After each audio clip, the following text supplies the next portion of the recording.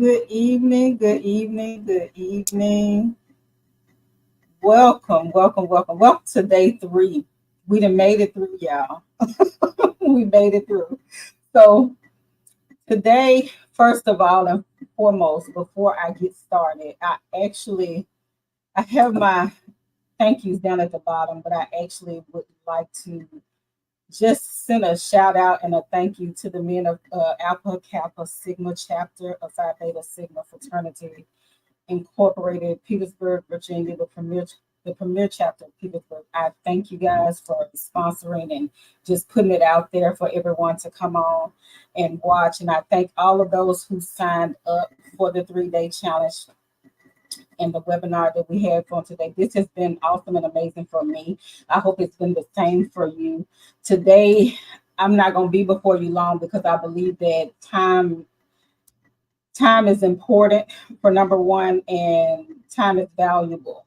So I've already been on here 2 days and taken up your time. Today, I'm just gonna kind of hit some areas that are really like on compliance more so than it is just the finance piece, because compliance is more important than everything. It brings everything together to me. Actually, I wrote a book at the beginning of the year. I was writing it before then, but I published a book called "You Started Your Business Now What: Accounting Strategies for Small Businesses." And most of the things that I'm talking about are right in here. So I'm just putting it out there because just in case you want to go back, this is not in depth of what I have taught over the last couple of days, but it gives you a roundabout of the different information that I have spoken about and I will speak about today, just on how we need to be compliant, the things that we need to do in our businesses, the things we need to think about in starting a business, because sometimes we're trying to get all the information and we're getting information from so many places. I just try to put, as far as the financial sector of your business, I just try to put it in one book, just to saying, not giving you the information of what you need to do, but just kind of giving you something to think about on how you can push your business further in the areas that you need. So I'm just truly grateful. If you have time, you want to go purchase the book, please let me know. Send me an email or just reach out to me and I'll show you how to do that. I will put a link on my Facebook page, but you can get this from Amazon too as well. So just wanted to put that out there before I get started, because I didn't want to be before you long, just so that you will know the information that I'm talking about is in this book too as well. Okay. So tonight, what we're going to hit first, and tonight is night 3, guys. Okay. So we're going to be talking about accounting systems or Excel, because different business, depending on where you are, use different systems. Okay. Then I'll kind of get into the separation of business and personal. What are the big things that we need to do with that? And then what's the best use of why we're doing it, because we can't live off of both. We can't live our personal life out of our business, because they're two different things. Okay. And then I'll talk about documentation, the putting systems in place, for your financial health, because if we don't have our information for our businesses, our tax forms, our formation, documents, everything. If these documents are not to where we can get to them, that causes a hurdle too as well. So tonight we're going to start with just accounting software. Okay. There are so many softwares out there, and I put this little statistic on there. I looked this up today, and I put this little statistic out there. It says, according to, let me make the slide bigger and be smaller, because the slide probably is more important. Okay. It says, according to Statia, the percentage of small business owners using accounting software is 64.4%. According to ICAS, the percentage of small businesses placing accountants at the peak of their list for trusted advisors is only 30%. In the US, there are 30.2 million businesses reports. Now, when I read that, it kind of hit my heart a little bit, but I actually kind of knew this already.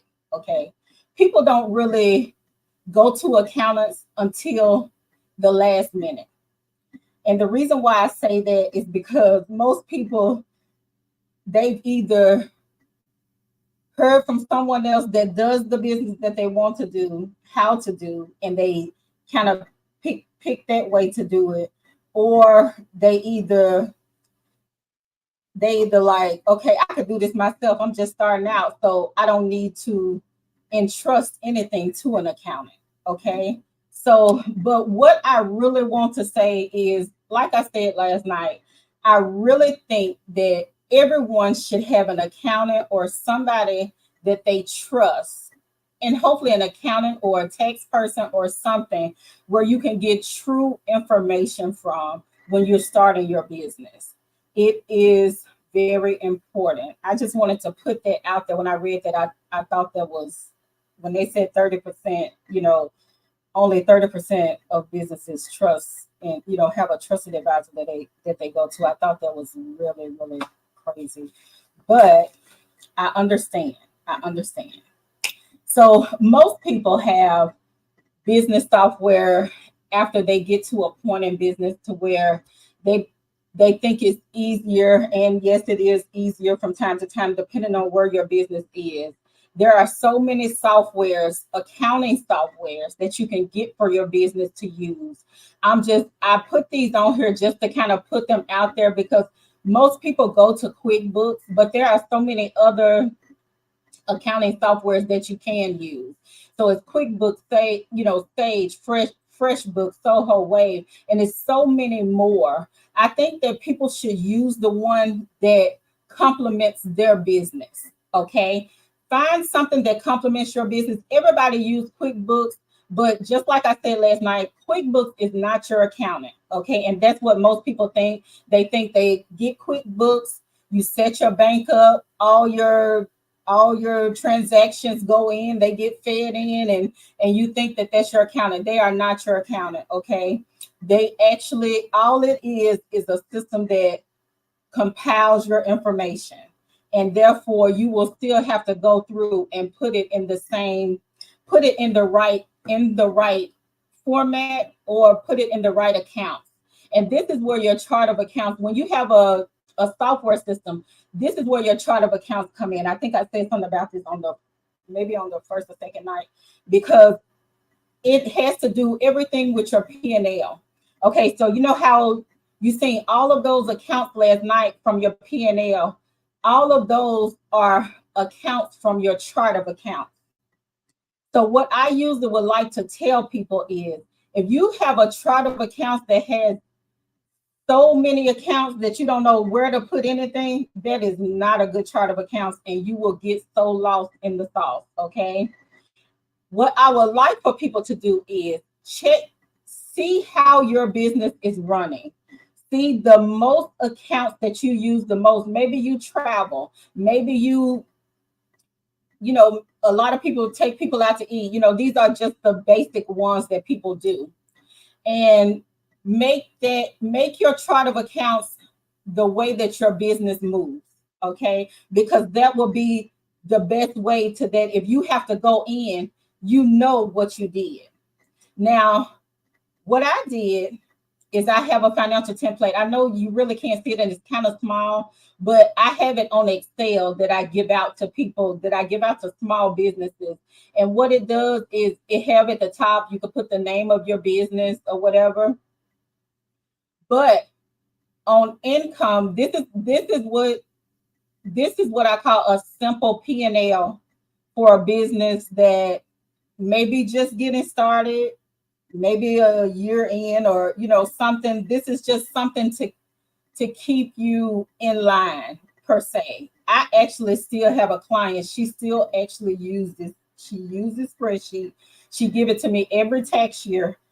At the end of the tax year, she give it to me. Everything is already in its place and everything, and it's easy for me to do her tax. Okay. But it's easy because the spreadsheet goes from month to month. It has January, February, March, April, May. So it has all the 12 months. Each month, what I ask the client to do is to go in, take 2 hours, an hour of your time, get all of the costs of your business that you have for the month and put them into the spreadsheet. This will be also good if you decide to change over to software and you know exactly what you have been using in the spreadsheet.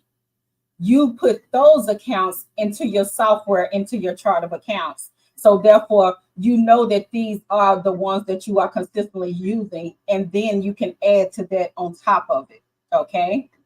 It just makes it easier. It makes it easier for you. It makes it easier for your accountant if you have someone to come on and try to catch you up. It makes it easier for everybody all the way around, but also it allows you to know what your business is doing from month to month. So I do have this available for small businesses. If you would like to use it, all you have to do, just like everything else, all you have to do is reach out to me and I will be happily to give it to you, okay? Because I want all of us to strive. I want all of us to move forward, okay? Because that's the only reason why I'm here, and only for is for you to grow, okay? So as I have talked about the software is good when your business is growing. Let's say that you are having more transactions. These are the basic transactions. When I say basic, delivery calls, UPS, different things like that, insurance, legal and auditing, or tax preparation, office supplies, postage, rent, mortgage, supplies, telephone, utilities, um, a loan repayment, payroll, business credit card, things that you pay. And then I have down at the bottom on this spreadsheet, business expenses paid with personal. Sometimes we use our regular credit card that's connected to us to pay for business expenses. Those are expenses that you need to jot down and you need to take into account in your business, because therefore you need to take it back over to your business. Okay. And so if you end up jotting it down, it's easier than just trying to remember off the top of your head, because sometimes we forget. And it's just normal in business. We're doing 50,000 things, and therefore we need to figure out what we have spent. That's why I created the spreadsheet, just to kind of help businesses along. And that's why I said just take it. All it takes is 2 or 3 hours, 2 or 3 hours a month. I said 1 or 2 at first, but 2 or 3 hours a month just to kind of sit down and analyze what you spent for the month, what bills you had for the month that are connected to your business. Also, you put the income at the top. Once you put the income at the top, it automatically gives you your net income at the bottom. So I made the spreadsheet, sorry. I made the spreadsheet so that it automatically calculates for you. So therefore, all you're doing is putting the numbers in, and therefore it calculates for you at the bottom. Already done.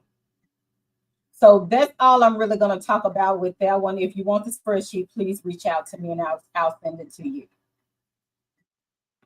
Separation of personal and business. I put always separate. Always separate.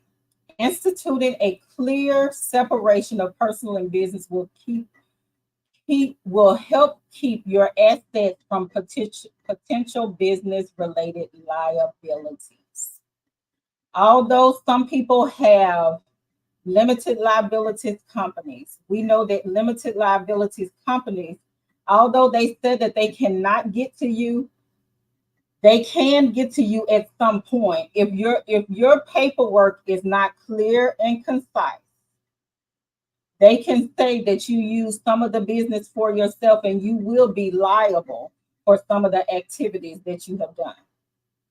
So it's always best to keep everything. It just keeping a separation of business and personal is always good. I just put the reasons of why it would be good. Okay.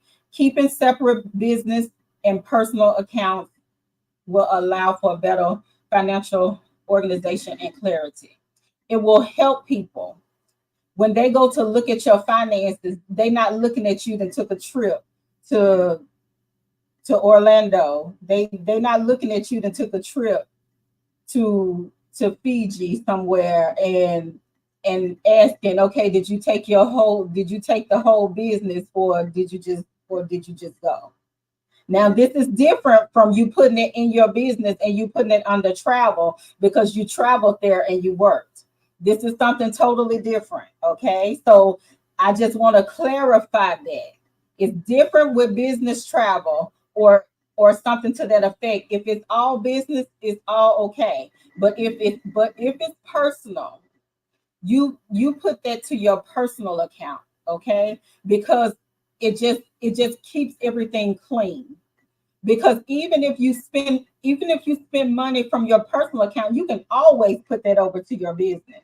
But you don't want anybody to be looking at your personal information on your financials of your business. Separation of personal and business finances is crucial for tax purposes. That is absolutely true because you don't want to get audited, and then they see all of your personal business on your business financials because they're going to ask for everything. And when you have to show everything, sometimes it's only so many things that you can cover up to where things come to the light. Okay. So therefore, that's why I always my clients probably will tell you this is something that I consistently talk about. Okay, because it's one of my pet peeves. I've actually had a client to where I had to let go because they would not separate their personal from their business.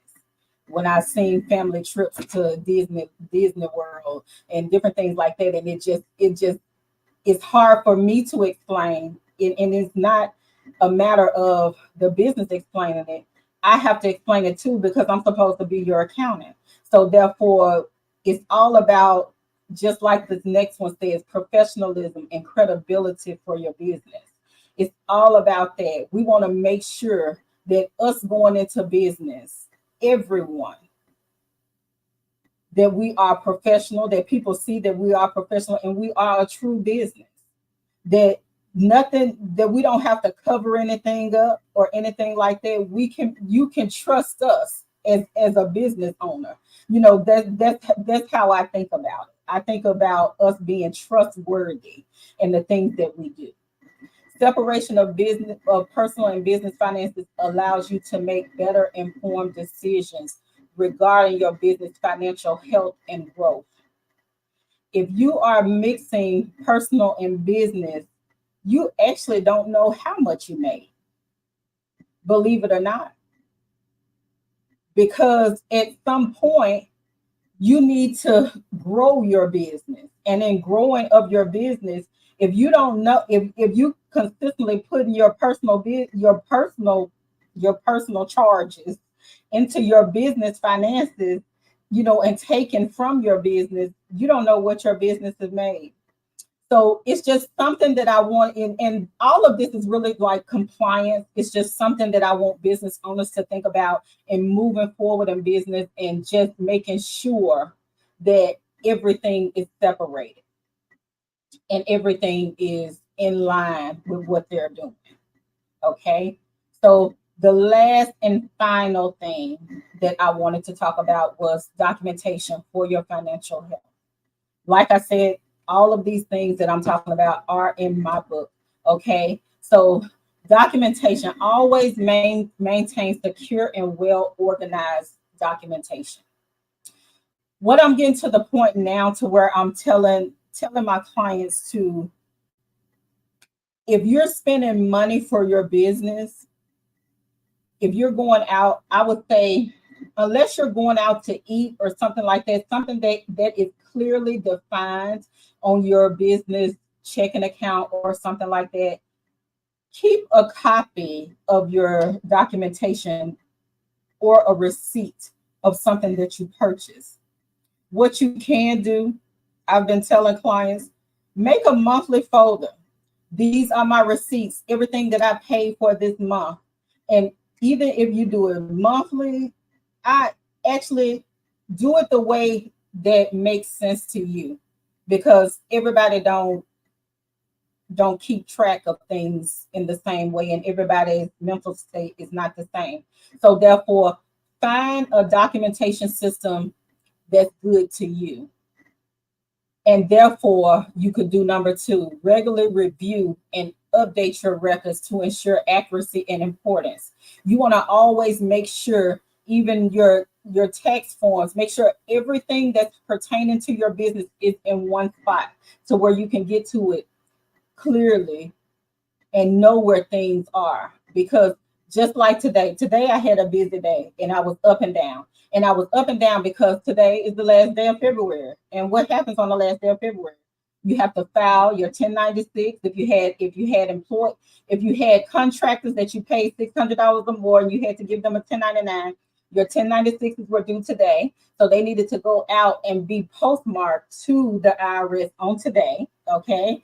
So the other thing, if you stay in the state and you have state taxes, you have to have your personal property taxes done and your business license renewed. You have to send that all in today. So I was moving today doing those things, but these are things that happen on a yearly basis. So therefore, you need to make a file to make sure that you keep up with those records and you can get to them easily, just in case anything happened. The mail could lose your mail and they could say that you didn't send it off, but you have to be able to get to the things that you need.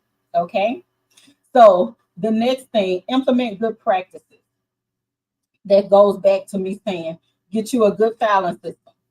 Get you a good filing system that you know where your stuff is. Not somebody else, but you, because the business owner needs to know these things. Where can I go get this? Where can I easily pick this up? I don't care if it's one file, it could be one file cabinet.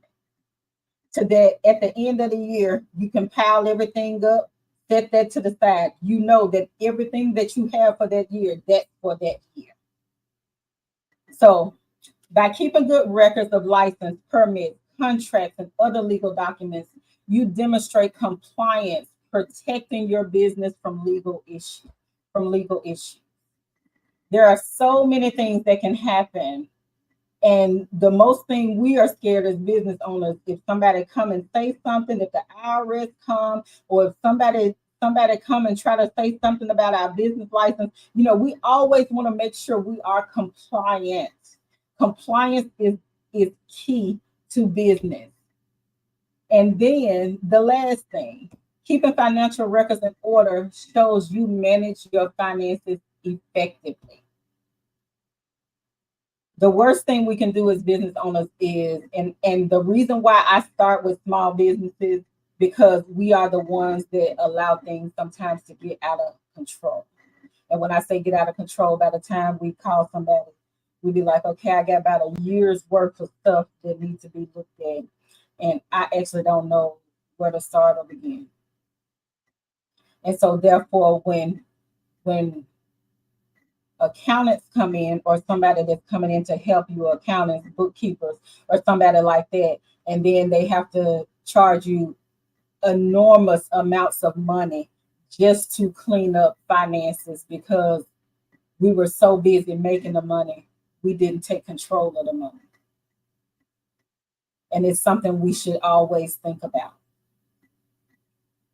I mean, I have discussed a plethora of information over the last 3 days, and I know that it's kind of taken a lot of people by surprise. And just saying, okay, I think I had a friend of mine. She said, okay, I'm on information overload, and one person they were like, okay, I think I was okay, but I know it's a lot of information that I have given over the last 3 days. That's why I said tonight I didn't want to keep you long.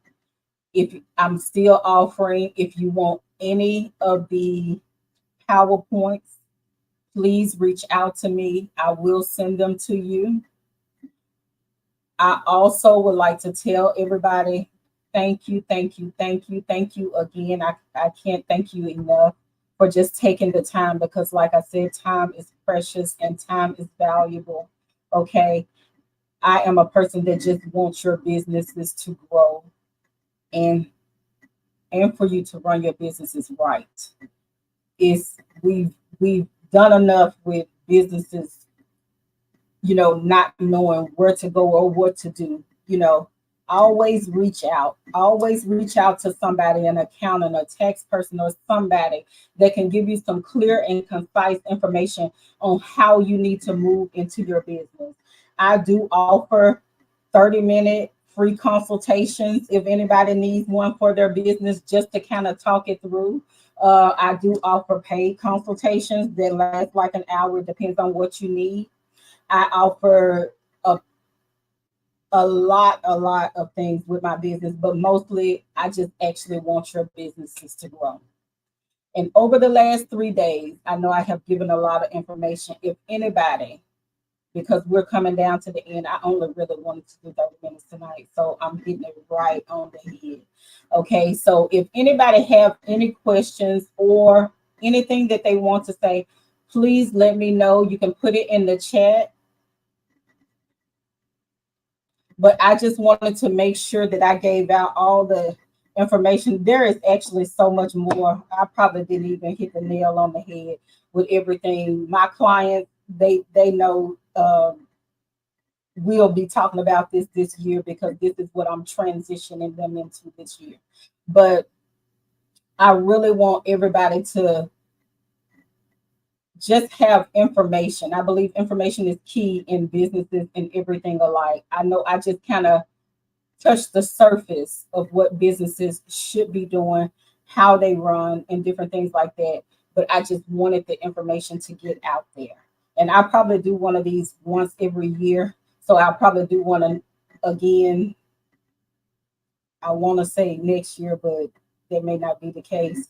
Uh, so it's just a matter of when I feel like it. So if you have time, please, what I will say is go and subscribe to my YouTube page. I will drop videos on there.